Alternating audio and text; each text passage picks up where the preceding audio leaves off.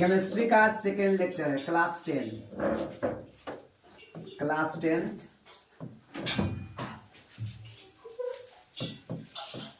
Chemistry का ये second topic, lesson 2, और इसका पार्ट भी, ठीक है ना। चलिए आधे घंटा का वीडियो देखेंगे। इसके पीछे मैंने पढ़ा चुका था, है ना, लिटमस के बारे में और क्या चीज है उसके बारे में। आज फिर से लिटमस के बारे में ही, है ना, थोड़ा डिटेल्स, चूंकि आप 9th क्लास में पढ़ चुके हैं। 7th क्लास में एक लिटमस के बारे में बताया था कि लिटमस एक पौधा होता है जो परजीवी का काम करता है, परजीविता का काम करता है, सॉरी सहजीवी का काम करता है, ठीक है ना। सैप्रोफाइट सहजीवी का काम करता है, यानी वो लाइकेन शैवाल दोनों एक साथ पौधे उगते हैं, लाइकेन और शैवाल, इसलिए ये सहजीविता कहलाया, ठीक है ना।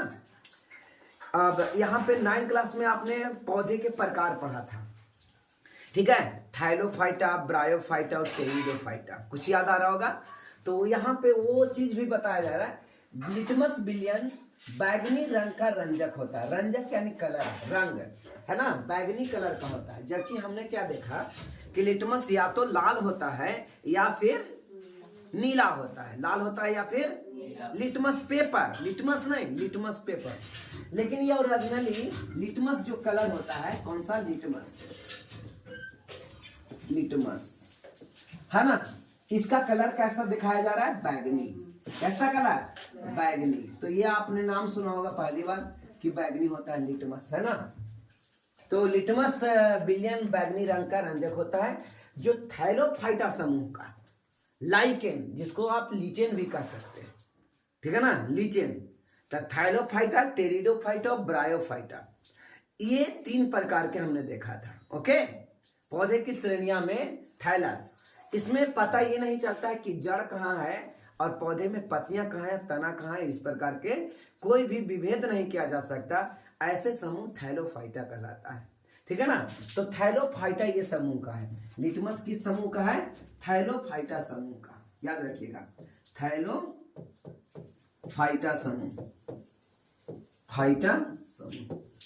अब देखा जाए, एक मैं यहां से क्वेश्चन अराइज करता हूं कि ये क्वेश्चन पूछा जाए कि नहीं पूछा जाए। तो क्लास 10 में ये क्वेश्चन नहीं पूछा जाएगा, लेकिन याद रखिए भविष्य में आने वाले जो एग्जाम होंगी, जो कंपटीशन के एग्जाम होगा, वहां ये क्वेश्चन रह सकता है कि लिटमस का कलर भी पूछ सकता है, और लिटमस परजीविता है, सॉरी सहजीविता है, ये भी पूछ सकता है, और ये किस श्रेणी, किस कैटेगरी का ये पौधा है लिटमस, तो आप बताओगे थैलोफाइटा, तो वहां पे ये पूछ सकता है, ठीक है ना। और ये कहां से निकलता है, तो ये लाइकेन से निकलता है, जिसको लीचेन भी आप कह सकते हो, है ना। लिटमस कहां से प्राप्त होता है, लीचेन से, लीचेन के लैटेक्स यानी दूध से प्राप्त होता है ना, दूध से निकाला जाता है, लीचेन के पौधे से निकाला जाता है, समझ में आना, उसका दूध लैटेक्स, है ना। किसी भी पौधे के दूध को लैटेक्स कहते हैं, किसी भी पौधे के दूध को क्या कहते हैं, लैटेक्स, समझ में आ रहा।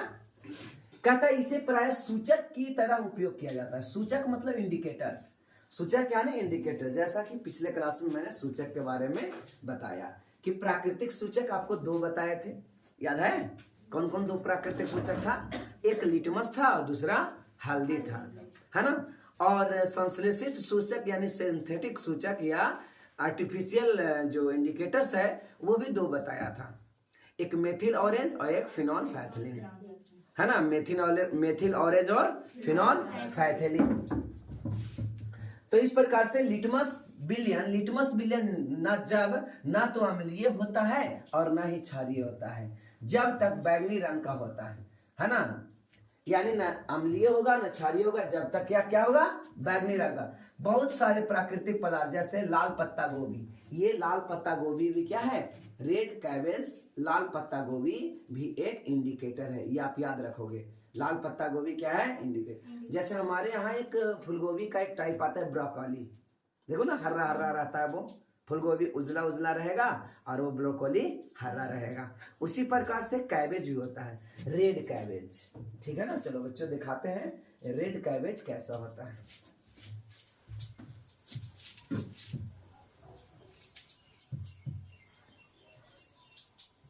रेड कैबेज, है ना, लाल पत्ता गोभी।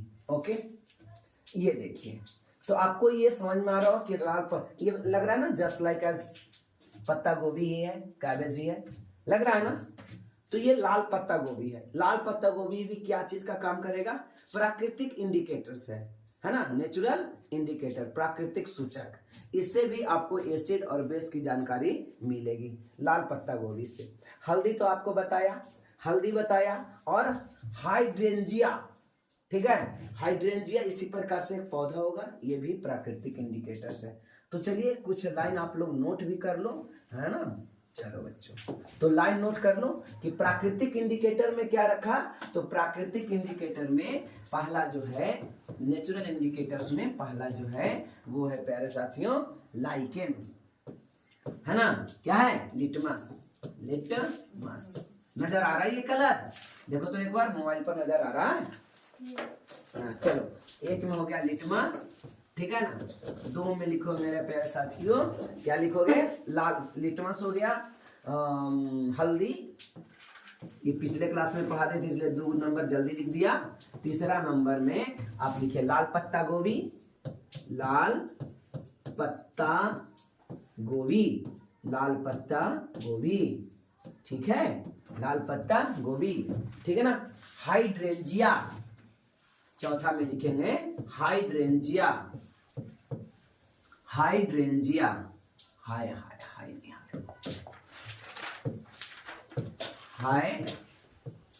Hydrangea, hydrangea. पांचवा में लिखेगा पेटूनिया, पेटूनिया, ये सब प्राकृतिक इंडिकेटर है। छठा में लिखेंगे जेरानियम, जेरानियम, ठीक है ना, जेरानियम।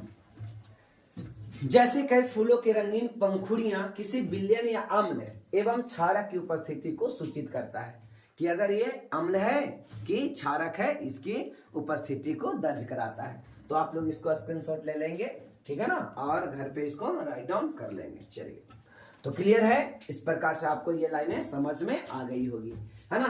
तो ये क्या चीज को बताता है? पंखों की पंखुड़िया का मतलब समझ में आता है, फूलों की पंखुड़िया, है ना, जिसका दलपत्र होता है ना, दलपत्र, ठीक है, उसी दलपत्र को, दलपत्र जैसे आप अड़हुल का फूल ले लो, वो लाल लाल 4 गो रहेगा, 5 गो रहेगा, ठीक है ना, वही होता है पंखुड़िया। तो पंखुड़ियों के हेल्प से भी आप पता कर सकते हैं कि कौन सा एसिड है और कौन सा बेस है। समझ में आना, कौन सा एसिड है और कौन सा बेस है, ये पंखुड़ियों की मदद से पता कर। कहता है इन्हें अम्ल क्षारक सूचक या कभी कभी सिर्फ सूचक कह देते हैं। ये सब अम्ल क्षारक सूचक बोलिए या सिर्फ सूचक बोलिए, यानी एसिड बेस इंडिकेटर या सिर्फ इंडिकेटर्स भी बोल सकते हैं। नेचुरल इंडिकेटर्स हैं ये सब, क्या है? नेचुरल इंडिकेटर्स हैं। हमारे यहाँ भारत में पाए जाने वाले इंडिकेटर ही नहीं, ये किसी और देश में भी पाए जाते। तो केमिस्ट्री में ये नहीं होता है कि कोई देश स्पेशल देखा जाए कि वो भारत का है, साइंस में, है ना, 9th क्लास में आपने पढ़ा होगा साइंस का डिफिनेशन में, है ना, किसी एक जगह से वो भेदभाव नहीं रहता। चलो बच्चों, लाइन कट गया क्या? लाइन कट जाए तो वीडियो ऑफ हो जाएगी। अब आइए कुछ देखते हैं, है ना। चलो एक क्वेश्चन देखने की बात करो, ठीक है, छोटी से छोटी बात, बड़ी से बड़ी बात, हम यहाँ सारा चीज सोल्व करने की कोशिश करेंगे, ठीक है ना। जो एनसीईआरटी में तथ्य हैं उस सारी तथ्यों पर बात किया जाएगा, है ना। आज नहीं तो कल आपको एनसीईआरटी बुक्स पढ़ने ही पड़ेंगे, विदाउट इसके पढ़े आप कुछ नहीं कर सकते, ठीक है ना। चलो तो देखा जाए क्या है। कहता है आपको 3 परख नलियां दी गई है ना, 3 परख नलियां, परख नलियां मतलब टेस्ट ट्यूब, है ना। इस प्रकार से बेटा टेस्ट ट्यूब होता है। चलिए इस प्रकार आप 3 टेस्ट ट्यूब ले लो, ठीक है ना।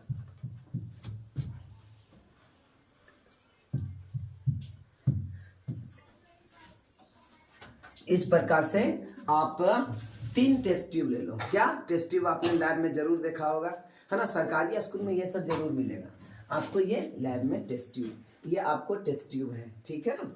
चलो मैं ये टेस्ट ट्यूब ले लेता हूँ, है ना। चलो ये मैं 3 टेस्ट ट्यूब यहाँ पे ले रहा हूँ। ओके, थोड़ा सा इंटरनेट का प्रॉब्लम रहती है यहाँ पे। 3 टेस्ट ट्यूब यहाँ पे। ओके, देखो कह रहा है कि आ रहे हैं, आता नहीं है जल्दी, है ना। ये गांव का स्थिति है, यही शहर में क्लासेस होती तो कितना आसान होगा। आ गया। ये 3 टेस्ट ट्यूब ले लिया। कितने टेस्ट ट्यूब ले लिया बच्चों? 3 टेस्ट ट्यूब ले लिया, ठीक है ना। ये हमने 3 टेस्ट ट्यूब ले रखा। ओके,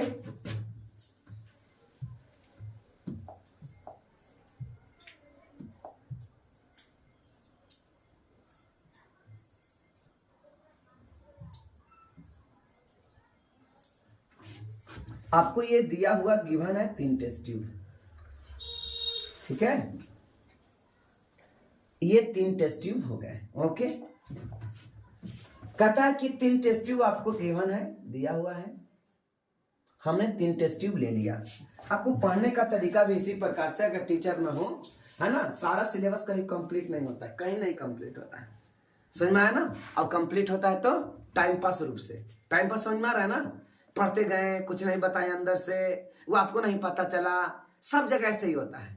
इसलिए अगर टीचर सब जगह अच्छे से पढ़ाए होते तो क्या होता, लगभग सबका डिवीजन आ जाता, ठीक है। जो बच्चा लास्ट में अपने से मेहनत करता है वही होता है। ओके, तो आप लोग भी इसको पढ़ने का तरीका भी सीखिए, जो कह दिया करेंगे, है ना। इसमें इनमें से एक में अब आश्रित जल और शेष 2 में से एक में अम्लीय विलयन और दूसरा में क्षारीय विलयन लेंगे। अब आश्रित जल क्या होता है बच्चों? आश्रित जल यानी डिस्टिल्ड वाटर, आश्रित जल यानी डिस्टिल्ड वाटर, ठीक है ना। एक में क्या लिया आपका? आश्रित जल। चलो आश्रित जल को हम W से डिनोट कर दिए, हमने इसमें लिया आश्रित जल, डिस्टिल्ड वाटर। कैसा लिया? Distilled water. आश्रित जल यानी डिस्टिल्ड वाटर क्या होता है? बैटरी में डालने वाला पानी, है ना। इसमें इलेक्ट्रिसिटी का कंडक्ट ये वाटर नहीं करता है। हम लोग यहाँ जो नॉर्मल वाटर है वो इलेक्ट्रिसिटी का कंडक्ट करता है ना। ये एसिड भी हो, मतलब एसिड और बेस को ये अच्छा से डिवीजन नहीं कर पाएगा। आप लोग को पता है कि पानी का पीएच मान 0 होता है, 7 होता है। 7 होने की वजह से क्या है, ये ना तो एसिड है और ना ही बेस है, ये न्यूट्रल होता है ना। लेकिन ये पूरा सही बात नहीं है, ये पीने वाला पानी नहीं। हम लोग को जब लेना होगा तो कौन? आश्रित जल लेना होगा, यानी डिस्टिल्ड वाटर। इसका पीएच मान एकदम 100% 7 होंगे, समझ में आ रहा है। देखिए अगर पीएच मान सबका बराबर होता हमारे यहाँ तो पानी का टेस्ट देखिए एक ही जैसा होता। लेकिन बताओ आप जहाँ रहते हो वहाँ पानी का टेस्ट, इस कोचिंग का पानी का टेस्ट, कहीं आप परिवार घर जाते हो वहाँ पानी का टेस्ट सब एक जैसा होता है क्या? पानी का टेस्ट अलग अलग होता है। लेकिन जब आप मिनरल वाटर पीते हो, मिनरल वाटर जो बोतल में आती है, उसका टेस्ट चाहे तो यहाँ पियो चाहे तो कलकत्ता पियो, सब जगह पियो, सबका टेस्ट एक ही जैसा रहेगा। दोनों में समझ में आया अंतर क्या होता है? जैसे आरओ वाटर, सब जगह के आरओ वाटर का टेस्ट एक ही होगा, है ना। शुद्धिकृत वाटर है आरओ वाटर जो होती है, समझ में आ रहा है।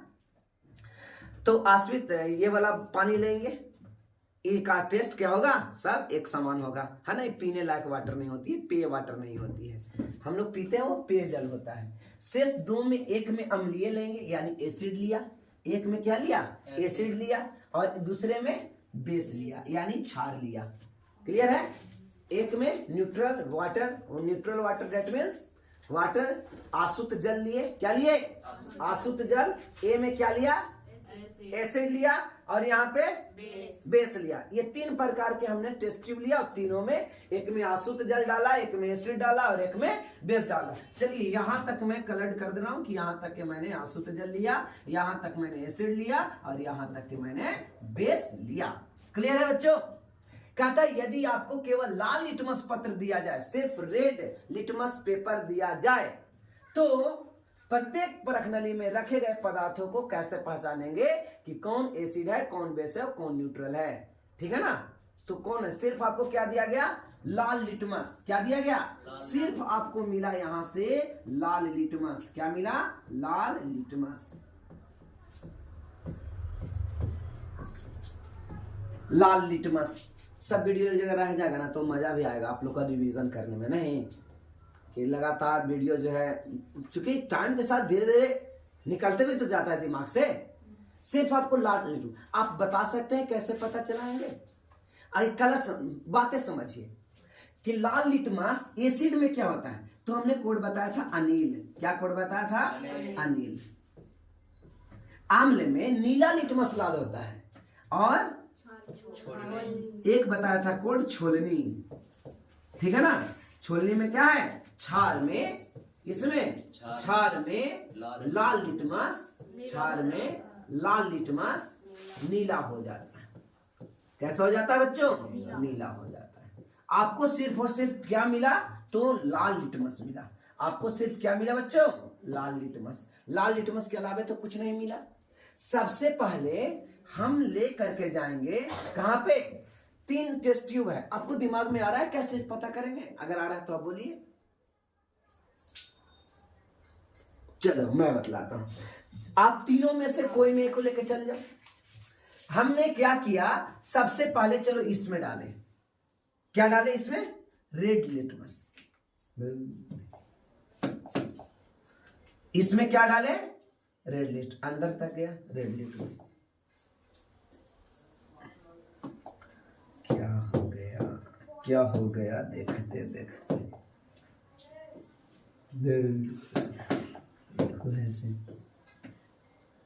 ये हमने लाल लिटमस डाला और लाल के लाले रह गया, किसी भी कलर में परिवर्तित नहीं हुआ। किसी भी कलर में होगा परिवर्तित? नहीं होगा। तो अगर क्यों नहीं हुआ? क्योंकि अगर ये एसिड है, हमें तो पता है ना, लेकिन पता नहीं होता। अगर ये हमें एसिड है तो अम्ल में लाल लिटमस नीला नहीं होगा, नीला लिटमस लाल होगा। क्या होगा? नीला लिटमस लाल होगा, यानी इसमें कोई परिवर्तित नहीं हुआ। तो इस प्रकार पता चल गया कि ये बेस नहीं है। ये क्या पता चला?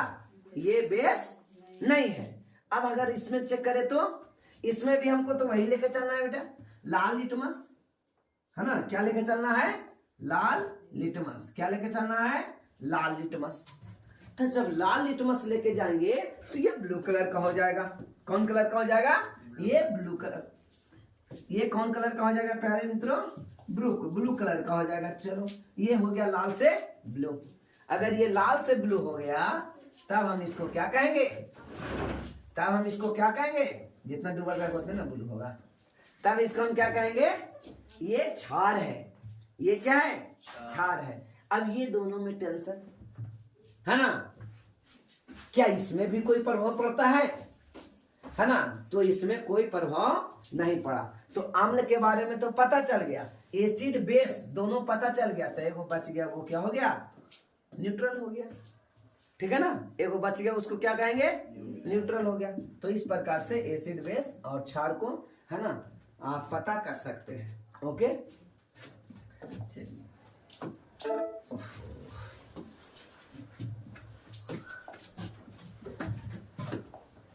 धातु के ऑक्साइड का प्रवृत्ति कैसी होती है? क्षारीय होती है। मैं कितना बार बोल रहा हूं, है ना। इस क्वेश्चन को नहीं, अभी तक के इस्तेमाल करने वाला सबसे ज्यादा टर्म यही मैंने इस्तेमाल किया कि सबसे ज्यादा, है कि नहीं। यानी ये कितना इंपॉर्टेंट है आप लोग को भी पता नहीं कि धातु के ऑक्साइड क्षारीय प्रवृत्ति का होता है। जैसे मैग्नीशियम ऑक्साइड MgO, ये कैसा होगा? क्षार होगा।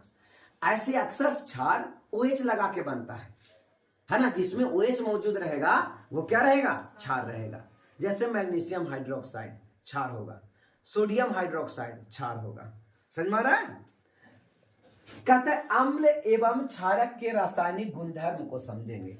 अब गुणधर्म यानी कैरेक्टरिस्टिक्स को समझा जाएगा। गुणधर्म मतलब कैरेक्टर। इसका कैरेक्टर क्या होगा? इसकी विशेषता क्या होगा? सिग्निफिकेंस क्या होगा? इसकी विशेषताएं क्या होगी? प्रॉपर्टी क्या होगा? अब प्रॉपर्टी भी है तो हम इसी को लिखेंगे, विशेषता आए तो भी हम इसी को लिखेंगे, कैरेक्टरिस्टिक्स आए तो हम इसी को लिखेंगे। समझ में आ रहा है ना? ठीक है, गुणधर्म एक ही है। प्रयोगशाला में अम्ल एवं क्षार। सबसे पहले एक्टिविटी देखते हैं बच्चों 2.1, यानी दूसरा चैप्टर का ये पहला एक्टिविटी, और इसके थ्रू हम क्वेश्चन बनाने की कोशिश करेंगे। सबसे पहले क्या है एक्टिविटी में? प्रयोगशाला। प्रयोगशाला को इंग्लिश में क्या कहते हैं? लेबोरेटरी। तो लेबोरेटरी में एसिड और बेस को हम कैसे पहचाने, कैसे बनाए, उसके लिए यहाँ पे तथ्य दिया रहेगा, पॉइंट्स, फैक्ट्स दिया रहेगा। विज्ञान की प्रयोगशाला से हाइड्रोक्लोरिक एसिड को ले आओ। किसको ले आओ? Hydrochloric acid, that means HCl। क्या रहेगा बच्चों? HCl, hydrochloric acid. Hydrochloric acid भी दो टाइप का होता है। एक होता है कॉन्क हाइड्रोक्लोरिक एसिड। कॉन्क मतलब सांद्र, सांद्र हाइड्रोक्लोरिक एसिड। क्या बोलेंगे? सांद्र हाइड्रोक्लोरिक एसिड। एक को क्या बोलेंगे?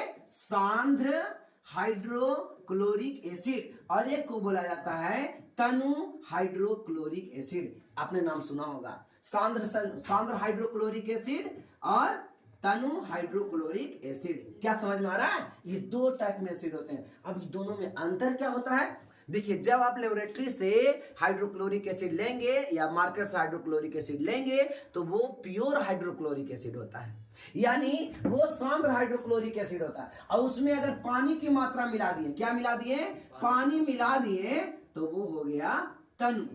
समझ में आ रहा है? लिकर, तनु यानी लिकर। जैसे आप मान लिया जाए मार्केट से खरीद करके कोई ऐसा चीज लाए, शरबत है, ओरिजिनली शरबत, ठीक है, और उसमें क्या कर दिए? पानी मिला दिए। तो पहले से गाढ़ा शरबत था, अब पानी मिला दिए तो शरबत क्या हो गया बच्चों? कमजोर हो गया, है ना? तो उसमें अब उसको तनु बोलोगे। तनु और सांद्र में अंतर समझ में आया, है ना? जो ओरिजिनल रहेगा, जिसमें पानी की मात्रा कम है, तो उसको बोलेंगे सांद्र, और जिसमें पानी की मात्रा ज्यादा है उसको बोलेंगे तनु। सांद्र को इंग्लिश में क्या कहा जाता है? कोई बताएंगे? सांद्र को इंग्लिश में कॉन्क कहा जाता है, CONC, ऊपर लिखेंगे कॉन्क, कॉन्सेंट्रेशन, कॉन्सेंट्रेशन। और इसको बोला था डाइल्यूट, DIL और M, ये हो गया डाइल्यूट, है ना? कॉन्क बोलेंगे और डाइल्यूट बोलेंगे। क्या बोलेंगे? कॉन्क यानी कॉन्सेंट्रेशन,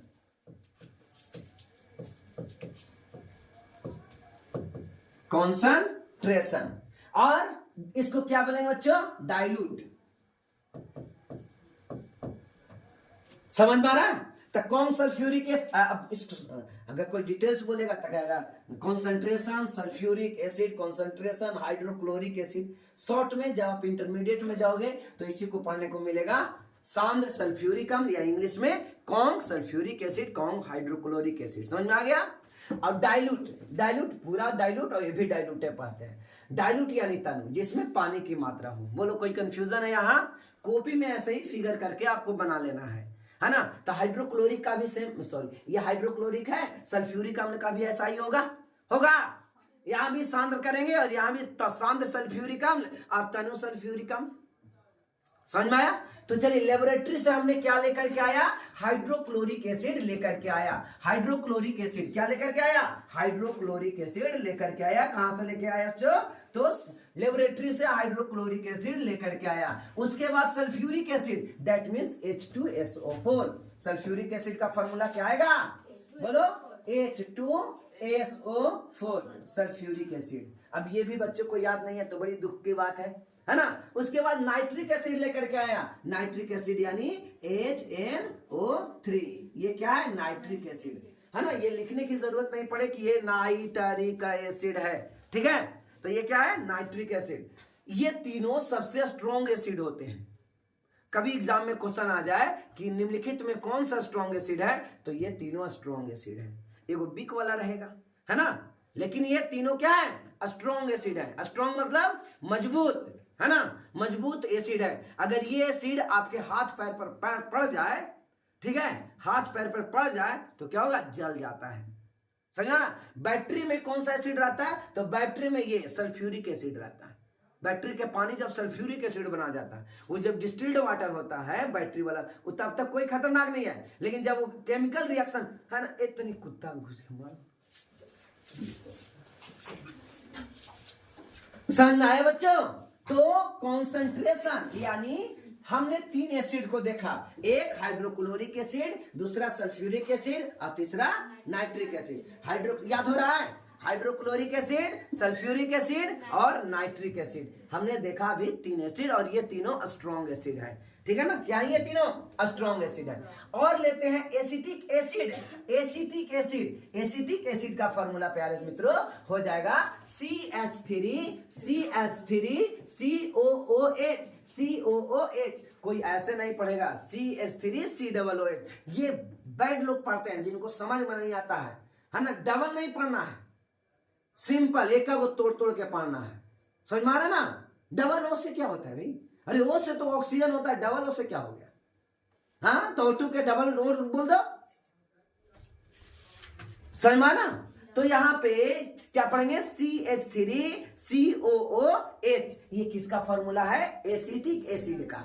एसिटिक एसिड विनेगर से मिलता है, किससे मिलता है, विनेगर। विनेगर यानी सिरका, विनेगर यानी सिरका, इसका सोर्स सिरका है। इसका सोर्स क्या है, सिरका। आपने पढ़ा होगा सिरका एसिटिक एसिड, सिरका है ना, नहीं पढ़े तो 7 क्लास में आइए, ठीक है। सिरका एसिटिक एसिड, सिरका एसिटिक, ये हो गया CH3COOH, ये हो गया आपने लिया। ये बीक एसिड है, ये स्ट्रॉन्ग एसिड था, ये तीनों क्या है बच्चों, स्ट्रॉन्ग एसिड। और ये क्या है, बीक एसिड। बीक मतलब कमजोर अम्ल है, क्या ये कमजोर अम्ल है। सोडियम हाइड्रोक्साइड अक्सर OH लगा रहेगा, सोडियम हाइड्रोक्साइड NaOH, इसका वैलेंसी 1 है और इसका वैलेंसी 1 है, यानी NaOH sodium hydroxide. Calcium hydroxide तो क्या होगा, CaOH का होल ट्वाइस। तो ये क्या हो गया, तो इसका वैलेंसी 2 होता है और इसका वैलेंसी 1 होता है, इस वजह से आपने देखा calcium hydroxide CaOH whole twice, CaOH whole twice. Potassium hydroxide KOH, क्या बच्चों, KOH पोटेशियम हाइड्रोक्साइड।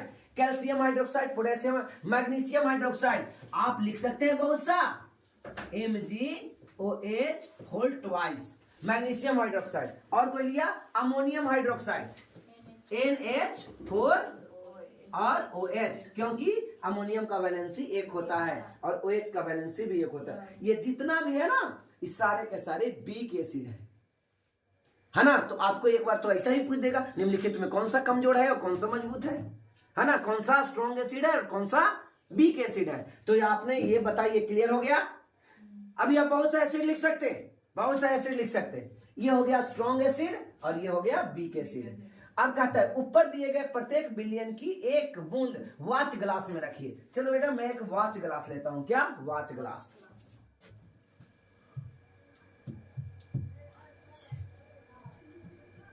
चलो एक वॉच ग्लास लेते हैं, है ना।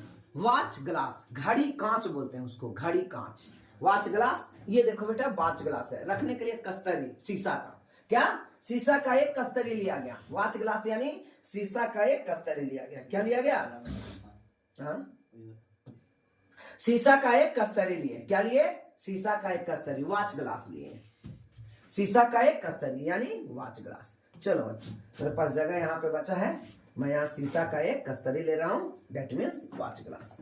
बोलिए किन्हीं को कोई problem.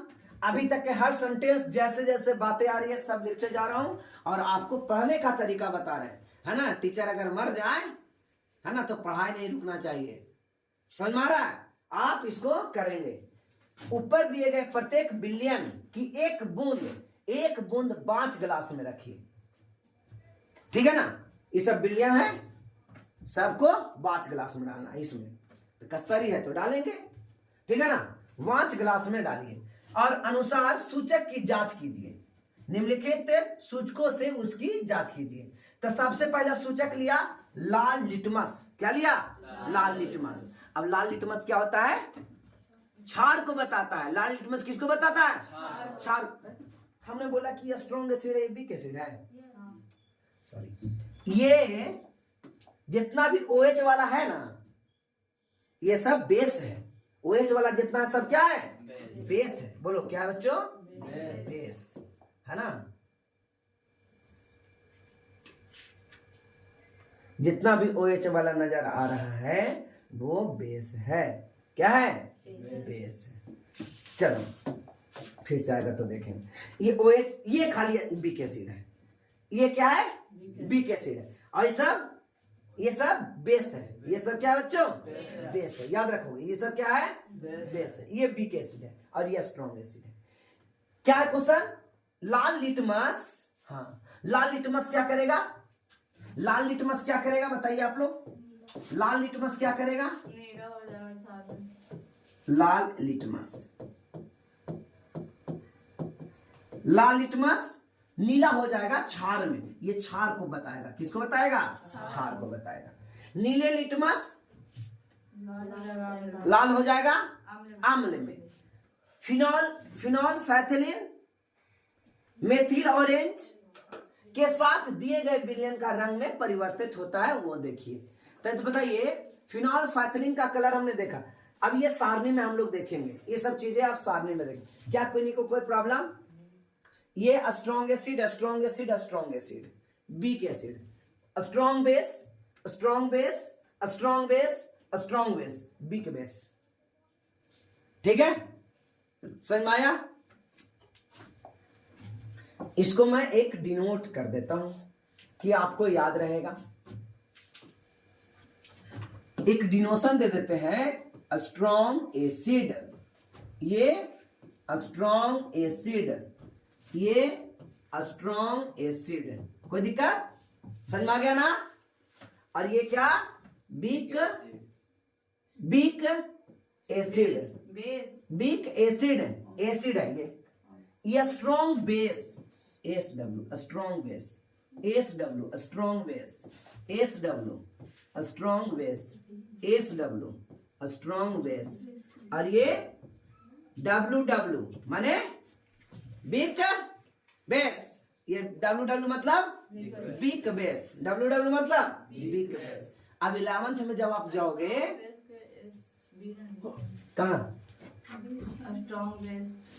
Strong base, S W, strong से हो गया एस और बेस से बेस।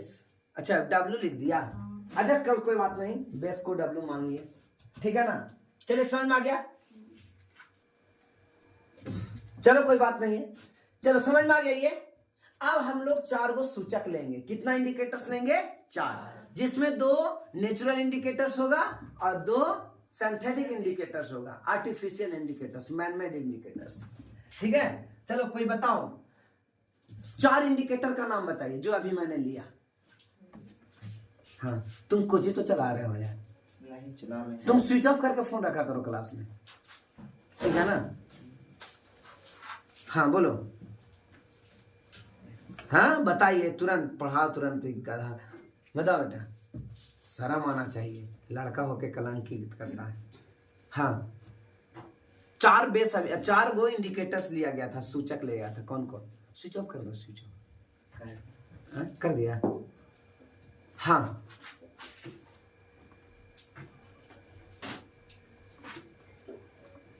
चलो, नहीं तुम नहीं, पीछे। हाँ हाँ कौन लिए थे 4 बेस, 4 गो इंडिकेटर? परवा, लाल पत्ता गोभी, हाँ परवा। सत्यनारायण भगवान का मतलब यहाँ कथा चल रहा है। चलो पूनम बोलो। हल्दी, फिनॉल फैथिलीन, तुम बोलो।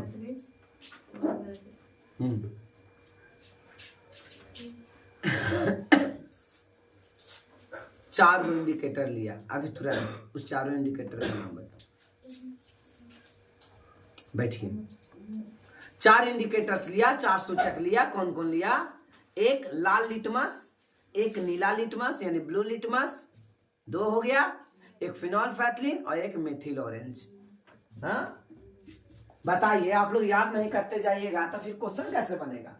हमने 4 क्या लिया? लिटमस लिया। कहता है लाल लिटमस, नीला लिटमस, नीला ब्लू एक ही होता है ना? ब्लू मीन्स नीला। बहुत लोग कंफ्यूजन हो जाता है, ब्लू माने दूसरा कलर और नीला माने दूसरा कलर, है ना? ब्लू मतलब समझते हैं कि ब्लू, ये ब्लू, और नीला मतलब समझते हैं आकाश का रंग। समझ में आना? तो ब्लू और नीला दोनों एक के बात है। लाल लिटमस, नीला लिटमस, फिनॉल फैथिलीन, मेथिल ऑरेंज, ये 4 हमने क्या किया? है ना? ध्यान से नहीं सुनते, कथा चल रहा है। हाँ कथा चल रहा है, बताओ। बहुत भारी चीज था। हाँ इतना में तो ये याद हो जाता, सल्फ्यूरिक एसिड लिया, हाइड्रोक्लोरिक एसिड लिया, नाइट्रिक एसिड लिया और एक एसिटिक एसिड लिया, जिसमें sulphuric acid, hydrochloric acid, nitric acid strong acid था और एसिटिक एसिड वीक एसिड था। और वीक एसिड कहां से प्राप्त होता है? आम्ल से प्राप्त होता है एसिटिक एसिड। हाँ, सिरका से प्राप्त होता है। किससे प्राप्त होता है? सिरका से। सिरका को इंग्लिश में क्या कहते हैं? हाँ, विनेगर कहते हैं। क्या कहते हैं? विनेगर कहते हैं। समझ में आया ना? क्या यार, सब मुख है, केस कर देंगे।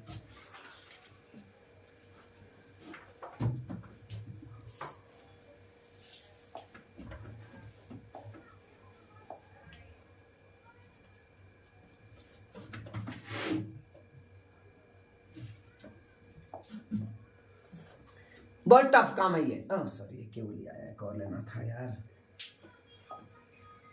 इतना आसान वर्क नहीं है।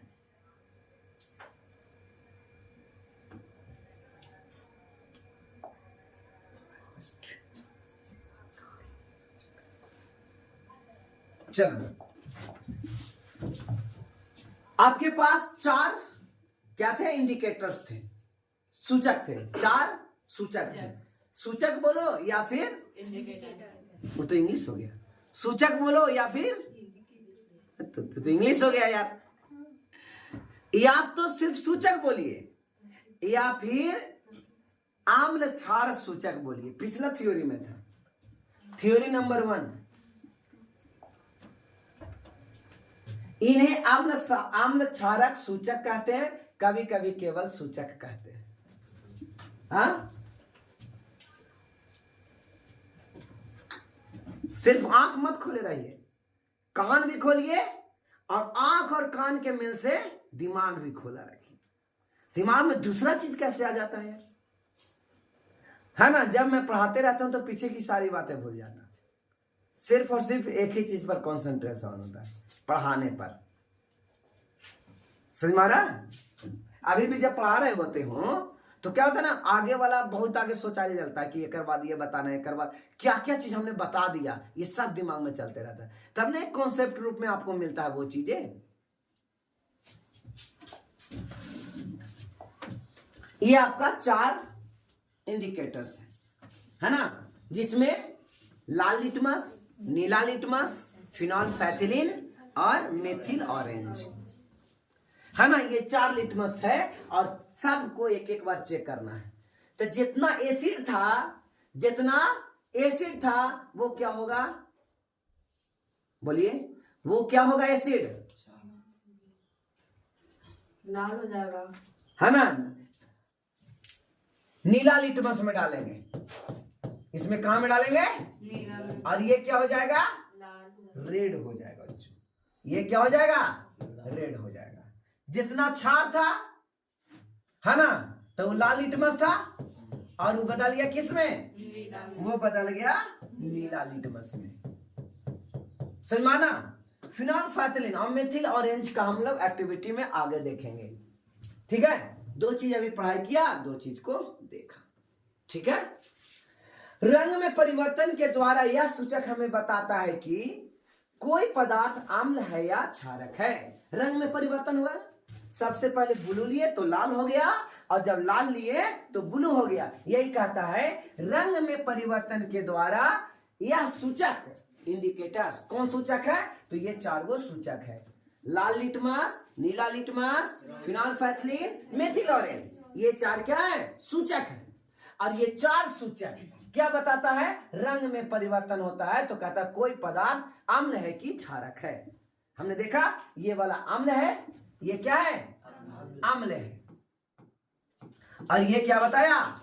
क्षार है या क्षारक है, अल्कली या बेस। ए भाई साहब, चेहरा ऊपर है ना। आप लोग इतना दिन के बाद आते हैं तैयो सोचता है तो हाँ, लोग यार दिन भर मेहनत करते हैं, रात भर मेहनत करते हैं, फिर अगला दिन मेहनत के लिए तैयार रहते हैं। रंग में परिवर्तन हमें सूचक क्या कहता है? रंग में परिवर्तन के द्वारा सूचक हमें बताते हैं कोई पदार्थ अम्ल है या क्षारक है। बोलो, समझ में आ रहा है? आगे देखिए, ऐसे कुछ पदार्थ, यहां से क्वेश्चन सामने ना आएंगे, ऐसे कुछ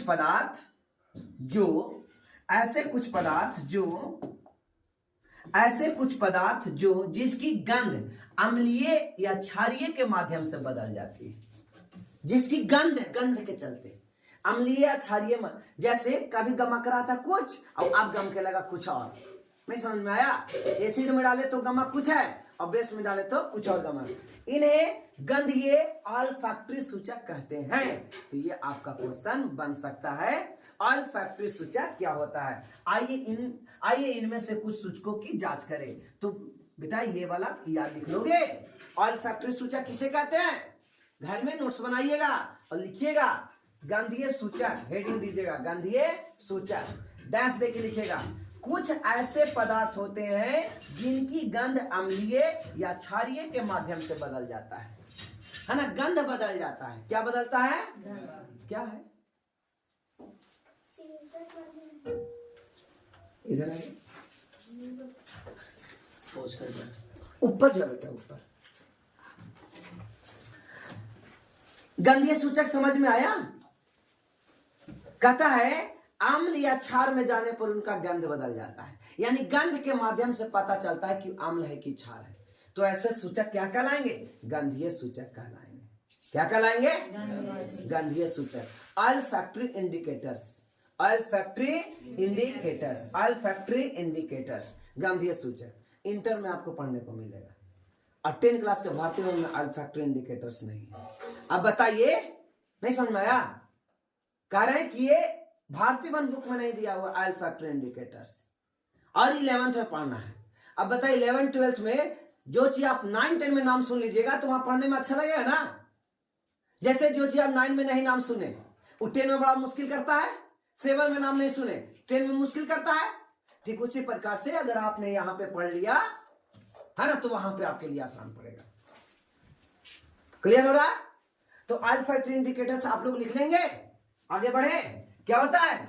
ऐसे कुछ पदार्थ होते हैं जिनकी गंध अम्लीय या क्षारीय के माध्यम में बदल जाती है, अम्लीय या क्षारीय माध्यम में बदल जाती है, उसे ऑल्फैक्टरी इंडिकेटर्स कहेंगे। अब कुछ याद ना रहेगा तब क्या करोगे? कहोगे गंध के कारण। किसके कारण? है ना? तो स्क्रीनशॉट नहीं ले रहा है। गंध के कारण अम्ल या क्षार में, मतलब गंध के कारण पता चलता है कौन अम्ल है कौन क्षार है, तो ऑल्फैक्टरी इंडिकेटर्स गंधीय सूचक कहलाया।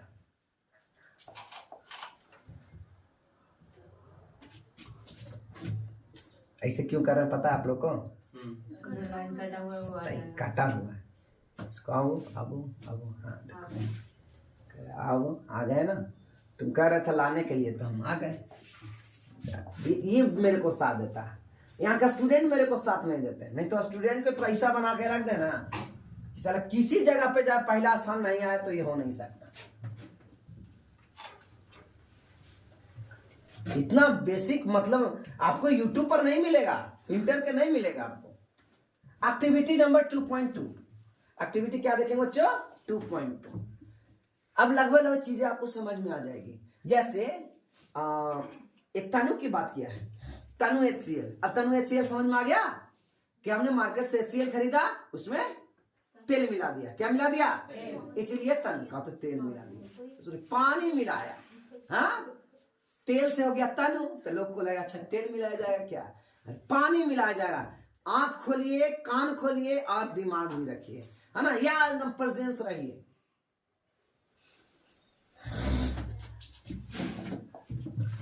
एक्टिविटी नंबर 2, इसका मतलब समझ में आया बच्चों? दूसरा चैप्टर का दूसरा नंबर एक्टिविटी देखने को मिला। बारीक कटी हुई प्याज लेंगे, है ना? बारीक कटी हुई प्याज। चलिए प्याज लीजिए, ऑनियन।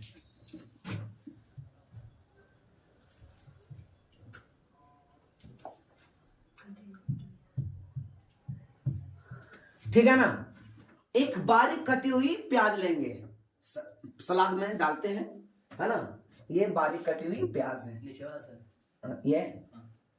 ये लेते हैं, तब ना पता चलेगा अच्छा प्याज वो है, नहीं तो पता सलाद कहानी को चीज दे दिया।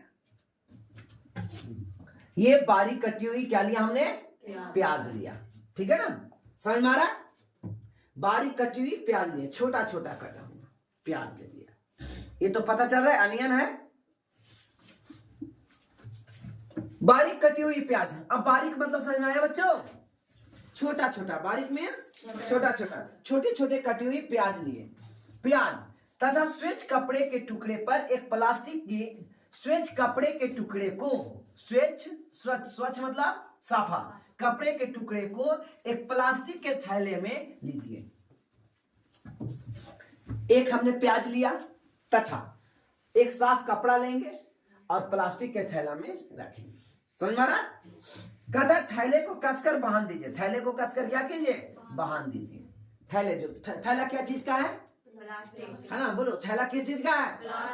हर चीज याद होना चाहिए, है ना। ये नहीं कि पढ़ते पढ़ते आप पीछे वाला भुला गए तो कैसे दिमाग में आएगा। हमने एक बारीक कटा हुआ प्याज लिया। ना पॉज।